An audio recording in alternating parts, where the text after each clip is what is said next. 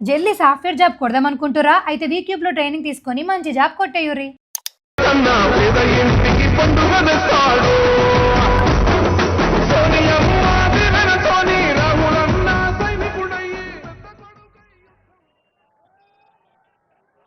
సభాధ్యక్షులు,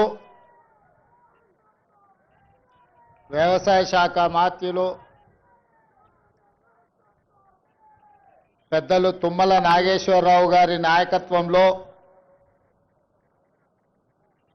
రైతు భరోసా కార్యక్రమాన్ని ఏర్పాటు చేసి 9 రోజుల్లో 9,000 కోట్ల రూపాయలు 70 లక్షల కుటుంబాల కళ్ళల్లో సంతోషం చూస్తూ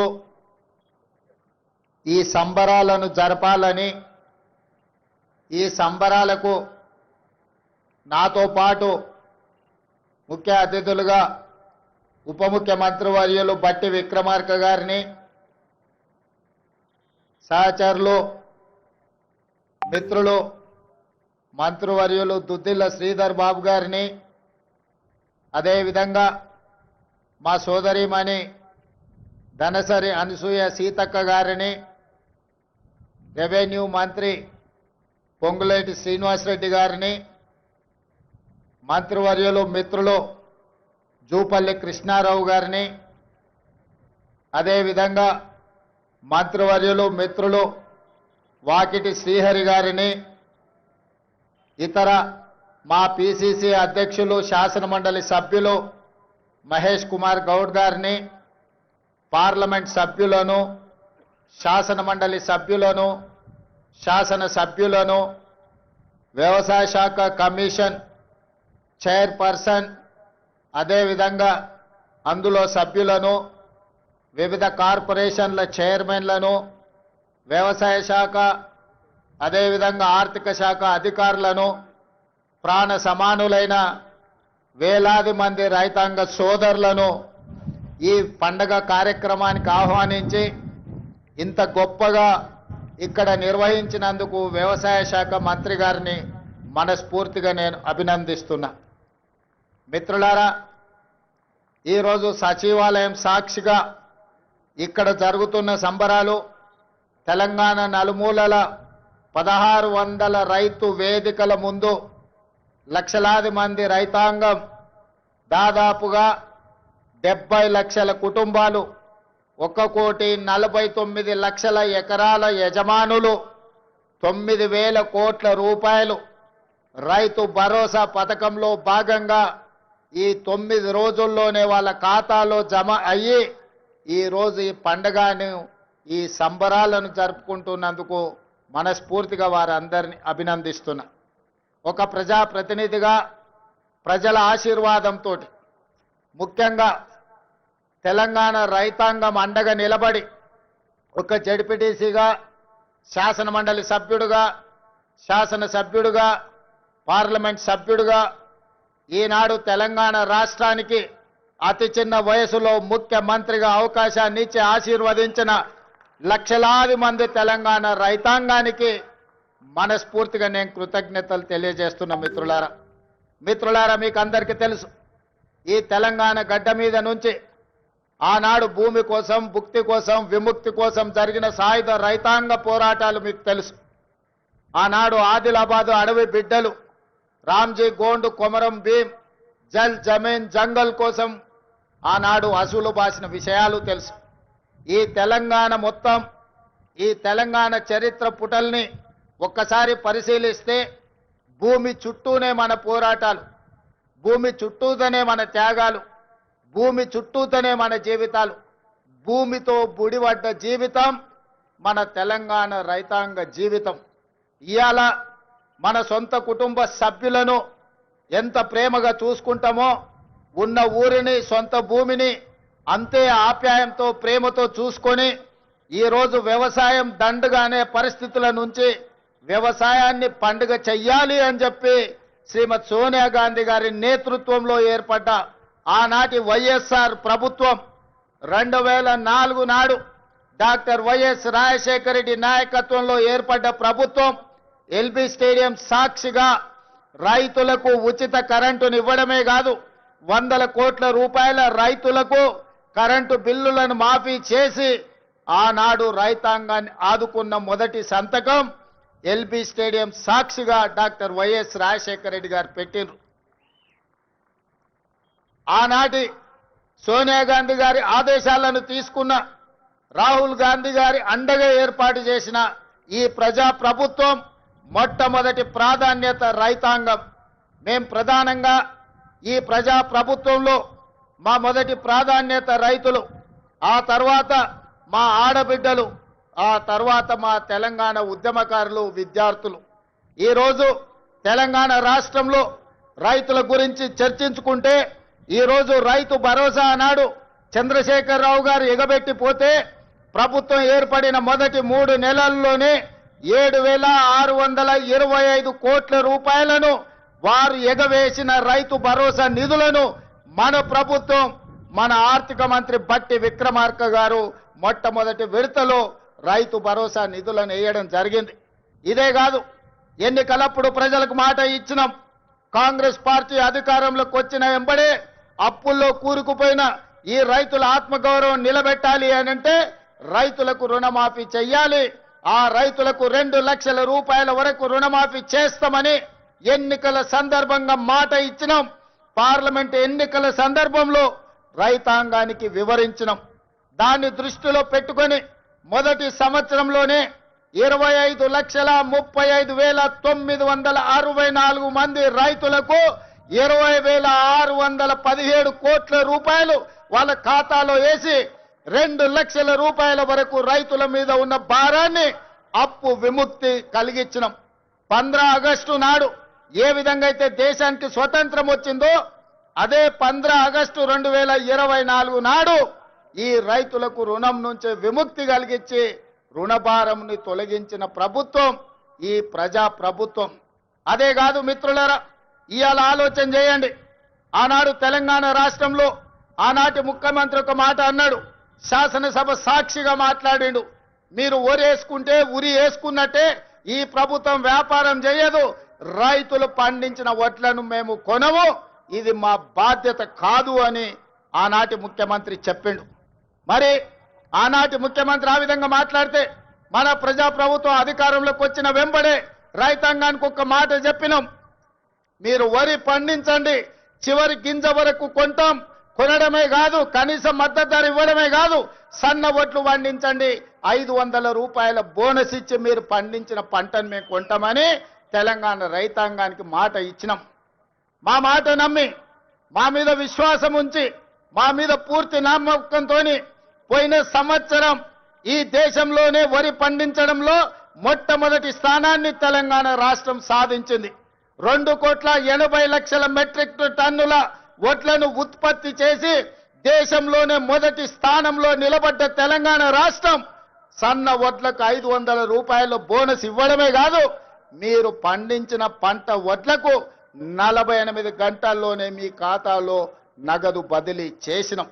ఆనాడు తాలు పేరు మీద, ఆనాడు తడి పేరు మీద, తుట్టి పేరు మీద క్వింటాల్కు 10 కిలోలు దళారులు దోసుకుంటుంటే మనం ప్రభుత్వంలోకి వచ్చిన తర్వాత ఈ దళారులను, ఈ మిల్లర్లను ఎవరైతే మోసం చేస్తుండ్రో మీ తోలు తీస్తాం, 1 కిలో కూడా తక్కువ తూకం చేసినా మీ తోలు ఒలుస్తామని చెప్పి తాలు పేరు మీద, తడి పేరు మీద జరుగుతున్న దోపిడీని నిలువరించి రైతులను ఆదుకున్న చరిత్ర ఈ రోజు మన ప్రభుత్వాన్ని అని చెప్పి నేను ఈ సందర్భంగా చెప్పదలుచుకున్న మిత్రులారా, ఇవాళ దేశంలో తలెత్తుకొని గర్వంగా నిలబడి ఈ దేశంలోనే అత్యధికంగా వరి ధాన్యాన్ని ఉత్పత్తి చేసే రాష్ట్రం మాది. మా దగ్గర గిట్టుబాటు ధరనే కాదు 500 రూపాయల బోనస్ ఇస్తున్నామని చెప్పి గర్వంగా చెప్పుకునే రాష్ట్రం ఏదైనా దేశంలో ఉంది అంటే అది తెలంగాణ రాష్ట్రం అన్న సంగతి నేను గుర్తు చేయదలుచుకున్న మిత్రులారా. ఇవాళ మీరు ఆలోచన చేయండి. చాలా మంది అన్నారు, వాళ్ళకి తెలుసు వాళ్ళు ఏ విధంగా రాష్ట్రాన్ని దివాలా తీపిచ్చిండ్రు. ఒక క్యాన్సర్ పేషెంట్ చూడడానికి బాగా కనిపించిన కిడ్నీలు దెబ్బతిని, గుండె దెబ్బతిని, రక్తము సరైన బీపీ షుగర్లు అన్ని క్యాన్సర్ ఉండి చనిపోయే ముందు ఏ విధంగా ఉంటాడో రాష్ట్ర ఆర్థిక వ్యవస్థను చంద్రశేఖరరావు గారు క్యాన్సర్ బారిన పడేసినట్టు పడేసి 8,29,000 కోట్ల రూపాయలతో మాకు అప్పచెప్పిండు మిత్రులారా. ఆనాడు ధనిక రాష్ట్రం 16,000 కోట్ల రూపాయల మిగులు బడ్జెట్తో అప్పచెప్తే 10 ఏళ్లలో 8 లక్షల కోట్ల రూపాయలు అప్పు చేశాడు. ఇవాళ వాళ్ళు గొప్పలు చెప్తున్నారు. ఆయన శనిమామ శకుని మామ అల్లుడేమో శనీశ్వర అల్లుడు ఇవాళ మాట్లాడుతున్నాడు. శకుని మామకు తగ్గట్టు శనీశ్వరపు అల్లుడు జమైండు. ఇవాళ మీరేం చేసిండ్రయ్యా రైతులకు అంటున్నాడు. ఆనాడు రైతు భరోసా ఇవ్వాలంటే కోకపేటలో భూములు అమ్మిండు. రైతు రుణమాఫీ చెయ్యాలంటే ఔటర్ రింగ్ రోడ్డును తెగనమ్మిండు. రైతుల పేర్ల మీద అప్పులు చేసిండు. రైతుల పేరు మీద దోపిడీ చేసిండు. రైతులకు నీళ్లు ఇస్తున్నాని కాళేశ్వరం పేరు మీద 1,00,000 కోట్ల రూపాయలు కొల్లగొట్టిండు. ఇవాళ రైతుల ముసుగులో రైతు సెంటిమెంట్ను అడ్డం పెట్టుకొని ఆనాడు భూములు అమ్ముకోవడమే కాదు, ఔటర్ రింగ్ రోడ్డును తాకట్టు పెట్టడమే కాదు, 1,00,000 కోట్ల రూపాయలు కాళేశ్వరంలో కట్టడం కూలడం జరిగింది. ఇవాళ రైతు సెంటిమెంటును వాళ్ళ ఆదాయ వనరుగా మార్చుకున్నారు. ఇవాళ 1,000 కోట్ల రూపాయలు సంపాదించుకున్నారు. నేను ఈ వేదిక మీద నుంచి అడగదలుచుకున్నా, తెలంగాణ రాష్ట్రం రాకంటే ముందు మీ ఆర్థిక పరిస్థితి ఏంది? ఇవాళ మోయినాబాద్లో హరీష్ రావుకు ఫామ్ హౌస్ ఎట్లొచ్చింది? జన్వాడలో కేటీఆర్కు ఫామ్ హౌస్ ఎట్లొచ్చింది? గజ్వేల్ ఎర్రవల్లిలో కేసీఆర్కు 100 ఎకరాల ఫామ్ హౌజులు ఎట్లొచ్చినాయి? ఇవాళ టీవీలు ఎట్లొచ్చినాయి? పేపర్లు ఎట్లొచ్చినాయి? 1,000 కోట్ల రూపాయల పెట్టుబడులు మీకెట్లొచ్చినాయి? మరి మీరేమో 1,000 కోట్ల రూపాయల అధిపతులుగా మారిండ్రు, మీరు ఐశ్వర్యవంతులైనరు. రాష్ట్రం ఎందుకు దివాలా తీసింది? రాష్ట్రానికి 8 లక్షల కోట్ల రూపాయలు అప్పెట్లొచ్చిందని నేను అడుగుతున్నా. 10 ఏళ్లల్లా ఆగర్భ శ్రీమంతులు మీరైనరు. అమీర్లలాక నిజాం నవాబుల కంటే ధనవంతులుగా మీరు మారినరు. దేశంలోనే ధనిక రాష్ట్రమైన తెలంగాణ ఇవాళ దివాలా తీసింది. చివరికి 1,00,000 రూపాయల రుణమాఫీ చేస్తాన్న మీరు 4 విడతలు అన్నారు. అసలు మీరన్నారు మిత్తి మీరే కడతా అన్నారు. అసలు లేదు మిత్తి లేదు. ఇవాళ రైతులను దివాలా తీపించిన పరిస్థితి మీది. అక్కడి నుంచి ఒక్కొక్కటిగా సరిదిద్దుకుంటూ ఇవాళ నేను చెప్పదలుచుకున్నా. ఇవాళ విద్యార్థులారా మీరు గుర్తు చేసుకోండి, మీ పాఠశాలలు మూసేసే పరిస్థితి. వేలాది పాఠశాలలు మూపించండు. ప్రభుత్వ నోటిఫికేషన్లు ఇవ్వలే. ఉద్యోగాల నోటిఫికేషన్ల కోసం ఇందిరా పార్క్ దగ్గర, లేకపోతే అశోక్ నగర్ చౌరస్తా దగ్గర, దిల్సుఖ్నగర్ చౌరస్తా దగ్గర, అమీర్పేట్ చౌరస్తా దగ్గర వేలాది మంది విద్యార్థుల నిరసన కార్యక్రమాలు ఆనాడు ఉద్యోగాల కోసం చేశారు. కానీ మన ప్రభుత్వం వచ్చిన తర్వాత మేము మీద నోటిఫికేషన్లు ఇస్తే ఇన్ని నోటిఫికేషన్లు ఎంబడెంబడే వద్దు, మేము చదువుకోలేకపోతున్నాం, నోటిఫికేషన్లను వాయిదా వేయండి ఈ దేశంలో ఏదైనా ఒక రాష్ట్రంలో ధర్నా జరిగిందంటే అది తెలంగాణ రాష్ట్రంలోనే. 10 ఏళ్లు వాళ్ళు చేయలేని పని మొదటి సంవత్సరంలోనే 60,000 ప్రభుత్వ ఉద్యోగ నియామకాలు చేపట్టి, ఒకవేళ లెక్క తప్పంటారని ఎల్బీ స్టేడియంలో ఎక్కడైతే మేము బాధ్యత చేపట్టినామో ప్రతి నిరుద్యోగ యువకుని వాళ్ళ తల్లిదండ్రులతో అక్కడికి పిలిపించి వాళ్ళకు నియామక పత్రాలు అందించి తలలు లెక్కబెట్టి 60,000 మంది నిరుద్యోగ యువకులకు ఈ దేశంలో ఒక్క సంవత్సరంలో ఉద్యోగాలు ఇచ్చిన ప్రభుత్వం ప్రజా ప్రభుత్వం, మన ప్రభుత్వం. నేను ధైర్యంగా చెబుతున్నా, లెక్క పెట్టుకుంటా అంటే తారీఖు చెప్పు, 60,000 మందిని లైన్ గా ఇదే సచివాలయం ముందల నిలబెట్టి ప్రతి తల లెక్క కట్టి 60,000 ఉద్యోగాలు ఇచ్చినట్టు నేను నిరూపిస్తా. చంద్రశేఖర్ రావు, 10 ఏళ్లలో నువ్వు ఎన్ని ఇచ్చినావో ప్రజలకు ఒకసారి సమాధానం చెప్పు అని నేను అడుగుతున్నా.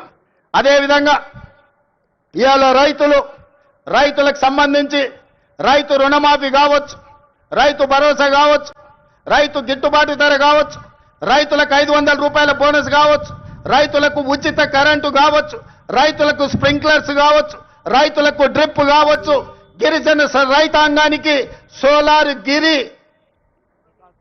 గిరి వికాసంలో సోలార్ పంపు సెట్లు కావచ్చు. దేని మీద నువ్వు చర్చ చేస్తావు?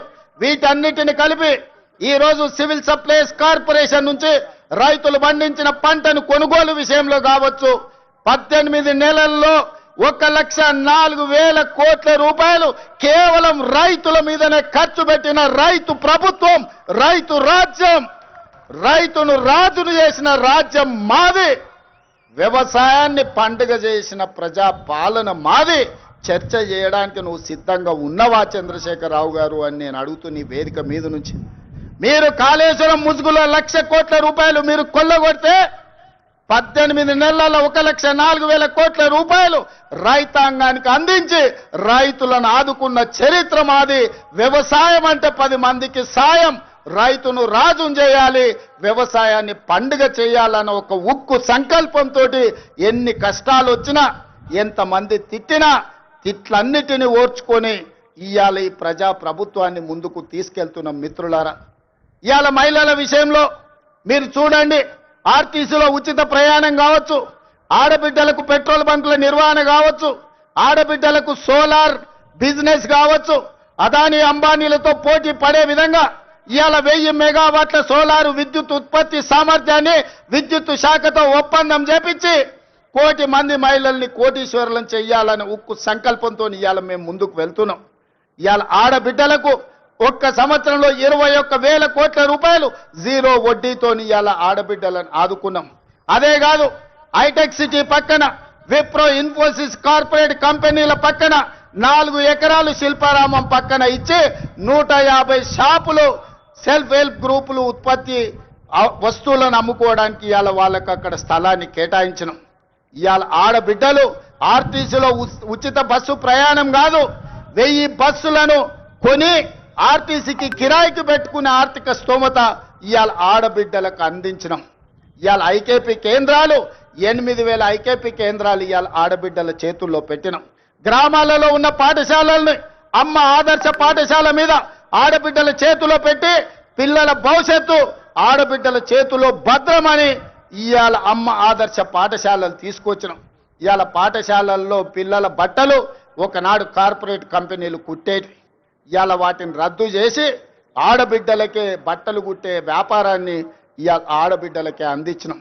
ఇప్పుడు పాఠశాలల్లో తిను వస్తువులను, కూరగాయలను, పాలు, పండ్లు అన్ని సరఫరా ఒకప్పుడు వ్యాపారాలు కార్పొరేట్ సంస్థలు చేస్తుంటే వాటన్నిటిని రద్దు చేసి స్వయం సహాయక సంఘాలకు అందించి ఇవాళ ఆడబిడ్డల చేతుల్లో పిల్లల భవిష్యత్తు భద్రంగా ఉంటుంది అని ఇవాళ ఆడబిడ్డలకు అప్పచెప్పినాం. అందుకే మిత్రులారా, రైతులు కావచ్చు, మహిళలు కావచ్చు, నిరుద్యోగ యువకులు కావచ్చు, ఈ ప్రజా పాలనలో భద్రంగా ఉండాలి అని మేము ఈరోజు ప్రయత్నం చేస్తున్నాం. అందుకే ఈ వేదిక మీద నుంచి 4 కోట్ల తెలంగాణ ప్రజలకు విజ్ఞప్తి చేస్తున్నా. ఆలోచన చేయండి, అంచనా వేయండి, బేరీజు కట్టండి. 10 ఏళ్ల వాళ్ళ పాలన ఎట్లుందో, 18 నెలల్లో మా మిత్రుల పరిపాలన ఎట్లుందో మీరు చర్చ పెట్టండి. చెట్టు కింద పెట్టండి, పెళ్లి కాడ పెట్టండి, చావు దగ్గరకు పోయినప్పుడు మాట్లాడండి, కళ్ళు కాంపౌండ్ కాడ మాట్లాడండి, దావత్ కాడ మాట్లాడండి, ఏడికెళ్ళినా చర్చ పెట్టండి. 10 ఏళ్లలో ఆయన చేసిందేందో, 18 నెలల్లో మనం చేసిందేందో చర్చ పెట్టండి. చంద్రశేఖరరావు గారు ఇవాళను కుట్రలు కుతంత్రాలతోని ఆనాడు కృష్ణా నది మీద కాంగ్రెస్ పార్టీ ఉమ్మడి రాష్ట్రంలో ప్రారంభించిన ప్రాజెక్టులు 10 ఏళ్లలో ఏ ఒక్కటి పూర్తి చేయలే. పాలమూరు రంగారెడ్డి ఎత్తిపోతల ఎడారిగా మారింది, కల్వకుర్తి ఆగిపోయింది, భీమా, నెట్టంపాడు, కోయిల్ సాగర్, ఎస్ఎల్బిసి, సీతారామ, అదే విధంగా దేవాదుల, సమ్మక్క సారలమ్మ, ప్రాణహిత చేవెళ్ళ, ఏ ప్రాజెక్టులు చూసినా ఎక్కడి అక్కడనే పడ్డాయి. ప్రాణహిత చేవెళ్ళ పేరు మార్చి, ఊరు మార్చి, పేరు మార్చి, అంచనాలు పెంచి 1,00,000 కోట్లు కొల్లగొట్టిన కాళేశ్వరం నువ్వు కట్టిన 3 ఏళ్లకే కూలేశ్వరం అయింది. 1,00,000 కోట్లు గంగలో కొట్టుకపోయినాయి. ఇవాళ గోదావరిలో కొట్టుకపోవడానికి కారణం నువ్వు కాదా? నీ అవినీతి కాదా? నీ కుటుంబం 1,000 కోట్ల రూపాయల దోపిడీకి పాల్పడి నాణ్యత లోపం వల్ల, ప్రణాళిక లోపం వల్ల మేడిగడ్డ, అన్నారం, సుందిల్ల కూలిపోయిన మాట వాస్తవం కాదా? ఈ ప్రాజెక్టులు కూలిపోయినందుకు నిన్ను ఆ చిన్న కాళేశ్వరంలోనే ఉరి తీసినా తప్పు లేదని అక్కడి రైతాంగం అంటున్న మాట నిజం కాదా? వ్యవసాయం మీద 2 లక్షల కోట్లు ఖర్చయినాయి మిత్రులారా. కేవలం కాంట్రాక్టర్లకు 2 లక్షల కోట్ల రూపాయల బిల్లులు చెల్లించడు. మరి 1000 కోట్లతో పూర్తి కావాల్సిన కల్వకుర్తి ఎందుకు ఆగిపోయింది? 300 కోట్లతో పూర్తి కావాల్సిన భీమా ఎందుకు ఆగిపోయింది? 200 కోట్ల రూపాయలతో పూర్తి చేయాల్సిన నెట్టంపాడు ఎందుకు పూర్తి కాలే? ఇవాళ 6-7 వేల కోట్ల రూపాయలతో పూర్తి చేయాల్సిన సీతారామ ప్రాజెక్టు ఎందుకు ఆగిపోయింది? ఇవాళ ప్రతి ప్రాజెక్టు దేవాదుల 12,000 కోట్ల రూపాయలు ఖర్చయినాయి. ఇంకొక 3-4 వేల కోట్ల రూపాయలు ఖర్చు పెడితే ఇవాళ దాదాపుగా 4 లక్షల ఎకరాలకు నీళ్లు వస్తాయి. ఎందుకు పూర్తి చేయలేదని నేను అడుగుతున్నా. ఉమ్మడి రాష్ట్రంలో సమైక్య పాలనలో సీమాంధ్ర పాలకులు ఆనాడు తెలంగాణ సాగునీటి ప్రాజెక్టుల మీద నిర్లక్ష్యం వహించారు, తెలంగాణను ఎడారిగా మార్చిందని చెప్పిన నువ్వు 10 ఏళ్లలో ఏ ఒక్క ప్రాజెక్ట్ అయినా పూర్తి చేసినవా? ప్రాణహిత చేవెళ్ల గాని, పాలమూరు రంగారెడ్డి ఎత్తిపోతలు గాని, కల్వకుర్తి గాని, భీమా గాని, నెట్టంపాడు గాని, కోయిల్ సాగర్ గాని, ఎస్ఎల్బిసి గాని, సీతారామ గాని, రాజీవ్ సాగర్ గాని, ఇందిరా సాగర్ గాని ఏ ఒక్క ప్రాజెక్టు 2 లక్షల కోట్ల రూపాయలు ఖర్చైనా అన్ని ఈ రోజు ఆగిపోయి ఉన్నాయి అనంటే ఈ దుర్మార్గానికి నువ్వు నీ కుటుంబం అవినీతి కాదా అని ఈ రోజు నేను అడుగుతున్న మిత్రులారా. ఇన్ని దుర్మార్గాలు చేసి ఇంత దోపిడీకి పాల్పడి 1,00,000 కోట్లు కొల్లగొట్టి 1,000 ఎకరాల భూములను ఆక్రమించి ఇవాళ గోదావరి బంకంచెర్ల రేవంత్ రెడ్డి వచ్చి మొదలుపెట్టి చంద్రబాబు నాయుడుకు నీళ్లు ఇస్తున్నాడని దుర్మార్గమైన మాటలు మాట్లాడుతున్నాడు. చంద్రబాబు నాయుడుతోనే ఉండాలంటే, చంద్రబాబు నాయుడుతోనే అంటగాగాలంటే అక్కడనే ఉండేటోని కదా. ఈ రాజీవ్ గాంధీ ఆశీర్వాదం తీసుకొని ఇక్కడెందుకు ఉండేటోని చంద్రశేఖర్ రావు? ఆనాడు సోనియమ్మ నమ్మించి కాళ్ళకు దండం పెట్టి కడుపులో తలకాయ పెట్టి నీతో చేరతాని అబద్ధాలు చెప్పి నట్టేట్లో ముంచి నడి బజార్లో మోసం చేసిన చరిత్ర నీదైతే తెలంగాణ ఇచ్చిన సోనియమ్మకు అండగా నిలబడాలి. ఆమె బిడ్డగా ఈ తెలంగాణలో ప్రజా ప్రభుత్వాన్ని తేవాలి అని చంద్రబాబు నాయుడును కాదనుకొని ఇవాళ కాంగ్రెస్ పార్టీలో చేరి ప్రజా ప్రభుత్వం రావడానికి మీ అందరితో కలిసి కదం కదం కలిపిన మిత్రులారా, ఇవాళ నేను అడుగుతున్న సూటిగా చంద్రశేఖర్ రావును, నిజంగా నీకు ధైర్యం ఉంటే, నీలో నీతి నిజాయితీ ఉంటే, చిత్తశుద్ధి ఉంటే గోదావరి బంకంచెర్ల గోదావరి నది జలాల మీద శాసనసభలో చర్చ పెడదాం. స్పీకర్ కు లేఖ రాయి నువ్వు చెప్పిన తారీఖు నాడు అసెంబ్లీ పెట్టించే బాధ్యత మా శ్రీధర్ బాబు గారు తీసుకుంటారు. నువ్వు నేను చర్చ చేద్దాం. గోదావరి జలాలలో తెలంగాణకు అన్యాయం చేసింది ఎవరు? ప్రాణహిత చేవెళ్లను తరలించే 1,00,000 కోట్లు దోసుకున్నది ఎవడు? ఇవాళ గోదావరి బంకంచెర్లలో 3,000 టీఎంసీ సముద్రంలో పోతున్నాయి. రాయలసీమకు తరలించమని చెప్పింది నువ్వు కాదా? 2016లో మొత్తం వివరాలతో నేను వస్తా, నువ్వు సిద్ధంగా ఉన్నవా? నువ్వు చెప్పినాకనే కదా ఉమాభారతి గారి ఆదేశాల మేరకు చంద్రబాబు నాయుడు గారు 2016లో ఆనాడు జీవో ఇచ్చిండు. గోదావరి నుంచి బంకంచెర్లకు నీళ్లు తరలించడానికి, హంద్రీ నీవాకు 400 టీఎంసీలు తరలించడానికి 2016లోనే జీవో ఇచ్చిన మాట వాస్తవం కాదా? 2018లో వ్యాప్కోస్ను నియమించింది నిజం కాదా? వ్యాప్కో సంస్థ 400 టీఎంసీలు గోదావరి జలాలను హంద్రీ నీవాకు బంకచెర్ల ద్వారా తరలించడానికి ప్రాజెక్టు రిపోర్ట్ ఇచ్చిన మాట వాస్తవం కాదా? ఇవన్నీ నీ నాయకత్వంలో నువ్వు ఇచ్చిన బోడి ఉచిత సలహాలతోటి ఈరోజు గోదావరిలో 3,000 టీఎంసీలు నీళ్లు సముద్రంలో పోతున్నాయని నీ దిక్కుమాలిన సూచనలతోనే ఈ రోజు ఈ దరిద్రం దాపరించిన మాట నిజం కాదా? ఇవాళ నువ్వు చర్చకు సిద్ధంగా ఉన్నావా? గోదావరి జలాలను రాయలసీమకు తరలించకపోయినని రోజమ్మ పెట్టిన రాగి సంకటి రొయ్యల పులుసు తిని రాయలసీమను రతనాల సీమ చేస్తా అని చెప్పిన చవటవు నువ్వు కాదా అని నేను అడుగుతున్నా. నీకు జీవితం ఇచ్చి, నీకు బతకడానికి నీడనిచ్చి, నిన్ను ప్రజాప్రతినిధిగా చేసి తెలంగాణ ముఖ్యమంత్రిని చేసిన తెలంగాణను ఎడారిగా మార్చి వందలాది గోదావరి టీఎంసీల నీళ్లను రాయలసీమకు తరలించమని చెప్పింది నువ్వు కాదా? ఇవాళ నువ్వు సిద్ధంగా ఉన్నవా? నేను అడుగుతున్న చంద్రశేఖర్ రావు గారు, నీ వంది మాగదులతో మాట్లాడించడం కాదు, నీ శనీశ్వరుడైన అల్లుడితో మాట్లాడించడం కాదు. నేను సిద్ధంగా ఉన్నా. గోదావరి బంకంచెర్ల ప్రాజెక్టు మీద నువ్వు చర్చకు రా. స్పీకర్ గారికి ప్రధాన ప్రతిపక్ష నాయకుడిగా లేఖ రాయి. శాసనసభ సమావేశాలు పెడదాం, ఎదురెదురుగా నిలబడదాం, మాట్లాడదాం. ఎవరు నిజాలు, ఎవరు జీవోలు ఇచ్చారు, ఎవరు తెలంగాణను దెబ్బతీసిండ్రో, ఎవరు నువ్వు తెలంగాణను దోక చేసిండ్రో, ఎవరు కాళేశ్వరం కడితే కూలేశ్వరమైందో చర్చ చేయడానికి నువ్వు సిద్ధంగా ఉన్నవా? ఒకరోజు గోదావరి మీద చర్చిద్దాం, రెండవ రోజు కృష్ణానది జలాల మీద చర్చిద్దాం. ఉమ్మడి రాష్ట్రానికి ఆనాడు బచావత్తు ట్రిబ్యునల్ 811 టీఎంసీలు ఏకంగా కేటాయిస్తే 811 టీఎంసీలలో తెలంగాణ రాష్ట్రం విడిపోయినప్పుడు నువ్వు పోయి చంద్రబాబు నాయుడు దగ్గర వంగి వంగి సంతకం పెట్టి 512 టీఎంసీలు ఆంధ్రప్రదేశ్ తీసుకోండి, 299 టీఎంసీలు నాకు సరిపోతాయని సంతకం పెట్టింది నువ్వు కాదా? ఇవాళ కాగితాలని శాసనసభ ముందు పెడతా, నువ్వు చర్చకు సిద్ధంగా ఉన్నవా? 10 ఏళ్లలో ఏ ఒక్కరోజు కూడా కాగితాలు రాసుకొని పంపకాలు చేసుకున్నా 299 టీఎంసీ నీళ్లు ఎన్నడూ వాడలే. 200 టీఎంసీలు కూడా నికరంగా ప్రతి సంవత్సరం వాడలే. కేటాయింపులు 68% పరివాహక ప్రాంతం తెలంగాణ ప్రాంతంలో ఉంది. ఓన్లీ 32% ఆంధ్రప్రదేశ్లో ఉంది. ఆ లెక్క ప్రకారం అంతర్జాతీయ జల విధానంలో 555 టీఎంసీలు తెలంగాణ రాష్ట్రానికి రావాలి. కానీ ఆంధ్రప్రదేశ్కి 512 టీఎంసీలు ఇచ్చి తెలంగాణకు కేవలం 299 టీఎంసీలు సంతకం పెట్టి శాశ్వతంగా తెలంగాణకు మరణ శాసనం రాసింది చంద్రశేఖరరావు కాదా? సంతకాలతో సహా ఆధారాలతో సహా అసెంబ్లీకి వస్తా, చర్చించడానికి నువ్వు సిద్ధంగా ఉన్నవా అని నేను అడుగుతున్నా. ఆనాడు నువ్వు ముఖ్యమంత్రి ఉన్నప్పుడే రాయలసీమలో ముచ్చుమరి కట్టింది చంద్రబాబు నాయుడు, నిజం కాదా? ఆనాడు నువ్వు అధికారంలో ఉన్నప్పుడే జగన్మోహన్ రెడ్డి ఇదే ప్రగతి భవన్ లో రాయలసీమ లిఫ్ట్ ఇరిగేషన్ కు జీవోలు ఇచ్చి టెండర్లు పిలిచింది, నిజం కాదా? పోతిరెడ్డి పాడు పొక్కను పెద్దది చేసి రోజుకు 10 టీఎంసీల నీళ్లను తరలించకపోవడానికి సంతకాలు చేసి ప్రణాళికలు అమలు చేసింది నువ్వు ముఖ్యమంత్రిగా ఉన్నప్పుడు కాదా? ఆధారాలతో సహా నేను వస్తా, నువ్వు రా చర్చకు.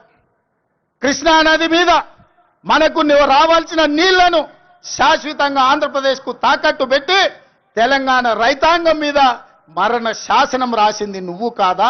చేసిన తప్పులను కప్పుపుచ్చుకొని మొక్కం జల్లక ఫామ్ హౌస్లో పడుకొని ఇవాళ నీ అల్లుడిని ఊరి మీద వదిలేసి అచ్చోసిన ఆంబోతులాక నన్ను తిడుతున్నాడు. నేనేం చేసినా? నేను వచ్చినాక సీతారామక్క నీటికి 65 టీఎంసీల కేటాయింపులు తీసుకొచ్చిన. ఇవాళ సమ్మక్క సారలమ్మ ప్రాజెక్టు నీటి కేటాయింపుల కోసం మోడీతో కొట్లాడుతున్నా. నువ్వు వదిలేసిన తుమ్మిడి ఏటిని ఇవాళ ఎట్లయినా కట్టి ఆ తుమ్మిడి ఏటి ద్వారా శ్రీపాద ఎల్లంపల్లి శ్రీరామ్ సాగర్ కు నీళ్లు తెచ్చి ఈ రోజు ఉత్తర తెలంగాణను సస్యం సామలం చేయాలని నేను ప్రయత్నం చేస్తున్నా. నువ్వు ఆపేసిన పాలమూరు కావచ్చు, నువ్వు ఆపేసిన కల్వకుర్తి కావచ్చు, నువ్వు వదిలేసిన నెట్టంపాడు కావచ్చు, నువ్వు నిర్లక్ష్యం వహించిన బీమా ప్రాజెక్టులను పూర్తి చెయ్యాలని ఈ రోజు నేను నిరంతరం ప్రయత్నం చేస్తున్నా. నీ తప్పిదాలను కప్పిపుచ్చుకోవడానికి ఇప్పుడు చెప్పిండంట ఆయనకు, నీకిగా సంజీవిని గోదావరి జలాలే అని, సచ్చినోని బతికిచ్చేది గోదావరి జలాలే అని. అసెంబ్లీ అప్పుడు అధికారం పోయింది, పార్లమెంట్ అప్పుడు డిపాజిట్లు పోయినాయి, 0 వచ్చింది. శాసన మండలికి వచ్చే వరకల్లా పోటీ చేయడానికి అభ్యర్థులు దొరకలేదు. తెలంగాణలో పార్టీ చచ్చిపోయింది, సచ్చిన పాము. ఆ సచ్చిన పాము ఈరోజు గోదావరి జలాల సెంటిమెంటుతోని ఇవాళ మంటలు పెట్టి తెలంగాణలో పార్టీ మళ్ళీ బతుకుతుందట. ముందుగాల చూసిరానికి అల్లుని పంపించినాడు, ఎట్లున్నదో చూసిరాపో నేను మళ్ళీ వస్తా అని. ఎట్లకెళ్ళి వస్తావు? తెలంగాణ రైతాంగం అంతా ఎడ్డోళ్ళు అనుకుంటున్నావా, గుడ్డోళ్ళు అనుకుంటున్నావా చంద్రశేఖరరావు? అందుకే ఇవాళ తెలంగాణ రైతాంగం పక్షాన నేను ఈరోజు ఆనాటి ముఖ్యమంత్రికి ఈరోజు నేను సవాలు విసురుతున్నా. మీరు స్పీకర్ గారికి లేఖ రాయండి, శాసనసభ సమావేశాలను ఏర్పాటు చేద్దాం. గోదావరి జలాల మీద ఒకరోజు, కృష్ణానది జలాల మీద ఒకరోజు చర్చ పెడదాం. గోదావరి జలాలను తరలించకపోమ్మన్నది ఎవరు? రాయలసీమను రతనాల సీమ చేస్తానది ఎవరు? ఈ రోజు సంపూర్ణంగా చర్చలు చేద్దాం. నేను తప్పు చేసినట్టు ఒక్క కాగితం చూపించినా, నేను మా ఉత్తమ్ కుమార్ రెడ్డి గారు ఆంధ్రప్రదేశ్ ప్రణాళికలు రచించినప్పుడే కేంద్ర ప్రభుత్వానికి ఫిర్యాదు చేసినాం, కేంద్ర ప్రభుత్వానికి చెప్పొచ్చినాం గట్టిగా. మీరు వాళ్ళకు సహకరిస్తే సుప్రీంకోర్టులో కలుసుకుందాం, మీ సంగతి వాళ్ళ సంగతి అక్కడ తేలుస్తామని చెప్పొచ్చింది మేము. మా చిత్తశుద్ధిని నువ్వా ప్రశ్నించేది? 10 ఏళ్ళు రాష్ట్రాన్ని దోసుకొని తెలంగాణ ఎడారిగా మార్చి ప్రాజెక్టులన్నిటిని పడావు పెట్టి ఈ రోజు నువ్వు ఫామ్ హౌస్లో పడుకున్న నువ్వు ఈ ప్రజా ప్రభుత్వాన్ని నిందిస్తావా? అందుకే మిత్రులారా, మళ్ళొక్కసారి చెప్తున్నా మీడియా మిత్రుల ద్వారా చంద్రశేఖరరావు గారికి నేను సూటిగా సవాలు విసురుతున్నా. గోదావరి బంకంచెర్ల మీద పూర్తి స్థాయిలో చర్చ చేద్దాం. మీరు స్పీకర్ గారికి లేఖ రాయండి. మీరు ఏ తారీఖు నాడు పెడితే ఆ తారీఖు నాడు మా ప్రజా ప్రభుత్వం చర్చలకు సిద్ధంగా ఉంది. ఆధారాలన్నీ నేను తీసుకొని వస్తా. తెలంగాణ ద్రోహులెవరో, గోదావరి జలాల దొంగలెవరో శాసనసభలోనే తేలుస్తాం. నీకు నీ అల్లునికి చిత్తశుద్ధి ఉంటే చర్చకు తీసుకొని రా, అప్పుడు మాట్లాడదాం తప్ప అబద్ధాల ప్రచారంతోని ప్రజల్ని మభ్యపెడతామంటే ఈడెవడు ఊరుకునేవాడు లేడు. అప్పుడంటే పెద్ద మనిషి జానారెడ్డి గారు నీతో ఎందుకులే అనుకున్నాడు. ఇప్పుడు అట్లాంటి పరిస్థితి ఏం లేదు. రా, వస్తే చెప్తా శాసనసభలో నీ సంగతి. అందుకే మిత్రులారా, ఇవాళ నేను ఒక్కటే మాట చెప్పదలుచుకున్నా. వ్యవసాయం దండగ కాదు, వ్యవసాయం పండుగ, రైతు రాజును చేయడమే మా లక్ష్యం. ఈ రైతుల కోసం ఎంత దాకైనా ఎవరితోనైనా కొట్లాడతాం. ఈ తెలంగాణ రైతాంగానికి వ్యవసాయాన్ని లాభసాటిగా చేసే వరకు మా ప్రభుత్వం అండగా నిలబడుతుంది. ఈ రైతాంగ ఆశీర్వాదం ఉన్నోడే రాజు అవుతాడు. ఈ రైతులు తిరస్కరించినోడు ఎవడైనా రావణుడు అవుతాడు. అందుకే రావణాసురుడు అయిపోయి ఫామ్ హౌస్ లో నిద్రపోతున్నాడు. ఇవాళ రైతును రాజు చేసే ప్రభుత్వం ఈ వేదిక మీద ఉన్నది. ఇంత మంచి కార్యక్రమాన్ని ఏర్పాటు చేసి తెలంగాణ రైతాంగంతో మాట్లాడడానికి అవకాశం కల్పించిన వ్యవసాయ శాఖ, ఆర్థిక శాఖకు మనస్ఫూర్తిగా కృతజ్ఞతలు తెలియజేస్తూ, నెక్స్ట్ ఈ అసైన్మెంట్ కంప్లీట్ అయింది. బట్టి గారు ఏదో విరామం తీసుకుందాం అనుకుంటున్నట్టున్నాడు. బట్టి గారికి విరామం లేదు. రాజీవ్ యువ వికాసం వారు ప్రకటించారు. రాబోయే రోజుల్లో రాజీవ్ యువ వికాసమే మన ఛాలెంజ్. నెక్స్ట్ రాజీవ్ యువ వికాసాన్ని ముందుకు నడిపించి యువకులను ఆదుకునే ప్రణాళికలు సిద్ధం చేసుకొని మీ ముందుకు వస్తాం. మీ ఆశీర్వాదం పొందుతాం. ఇంతకు ముందే నేను గాంధీ భవన్లో ఒక మాట చెప్పిన. 94 నుంచి 2004 2 సార్లు టీడీపీ అధికారంలో ఉంది. 2004 నుంచి 2014 వరకు కాంగ్రెస్ పార్టీ 2 సార్లు అధికారంలో ఉంది. 2004 నుంచి 2023 వరకు 2 సార్లు టీఆర్ఎస్ అధికారంలో ఉంది. 2023 నుంచి 2033 వరకు 2 సార్లు మనమే అధికారంలో ఉంటాం. ఈ 10 ఏళ్ళు వ్యవసాయాన్ని పండుగ చేస్తాం. మీరు అండగా ఉండాలి, ఆశీర్వదించాలి. మిమ్మల్ని అందరినీ గుండెల్లో పెట్టి చూసుకునే బాధ్యత కాంగ్రెస్ పార్టీ సోనియమ్మ తీసుకుంటుందని తెలియజేస్తూ మీ అందరి దగ్గర సెలవు తీసుకుంటున్న మిత్రులారా.